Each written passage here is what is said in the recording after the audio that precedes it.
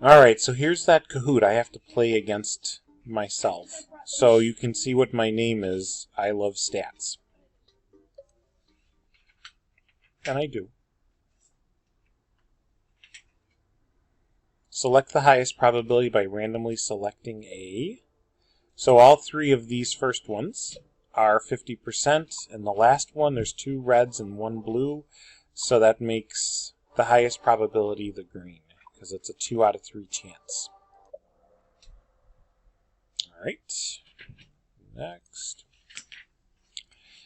Pablo's score is a 50, which is 1 standard deviation above the mean, and if you use technology to answer that question, and you type in the mean of 40 and the standard deviation of 10 in the normal curve calculator, you will get 84%.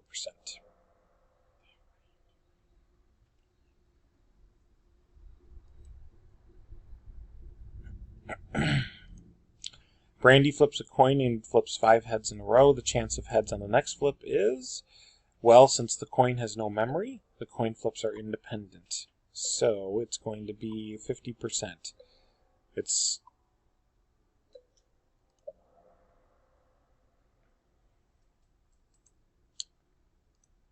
Benjamin's height has a z-score of 2.1, and the mean is 69 with a standard deviation of 3 for men. So if I'm looking at this, Benjamin is just above 2 standard deviations. So if I add 3 twice, I get 75.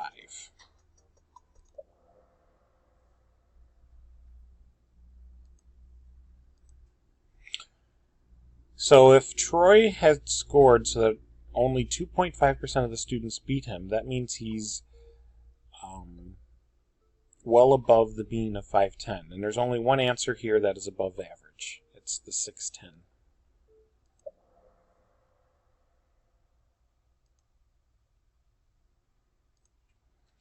Powerball claims that you will lose the entire $2 bet 97% of the time. So your best interpretation is you're going to lose, roughly, 97 times out of 100.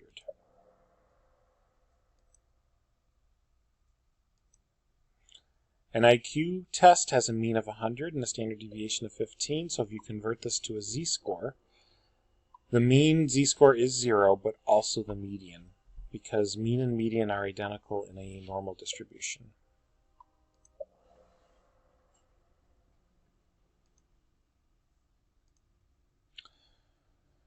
Carolyn's height is negative 0.5 z-scores. That means negative 0.5 standard deviation. So her height is definitely below average because it's a negative. And her height is 62 because 1 z-score below would be a 60. And she's negative half of a z-score makes it 62. So both are true.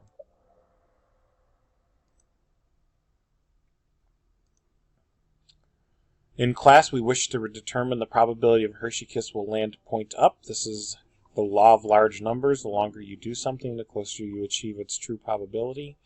And we found this by tossing the Hershey Kisses nearly 2,000 times. And it came up point up 38% of the time. The mean of a test was 80 with a standard deviation of 8, so Edmund scores an 87. Yes, it's above the mean, but is it unusually above the mean? Or is it unusually high? Well, the answer is no, because if I add 80 and 8, I get 88, and that's only 1 standard deviation. So the answer is no, it's within 1 standard deviation from the mean.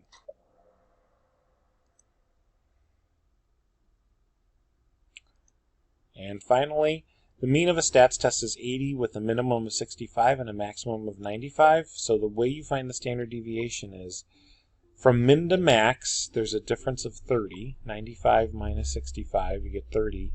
And that basically would be 6 standard deviations, or divide by 6. But another way to think of it is from the mean to the 95 is a difference of 15. And that would be about 3 standard deviations. So if you divide 15 by 3, you get 5. And hooray, I got them all right. So let's see the podium. Yes. Of course I should get these all right. All right, hope you enjoy that review.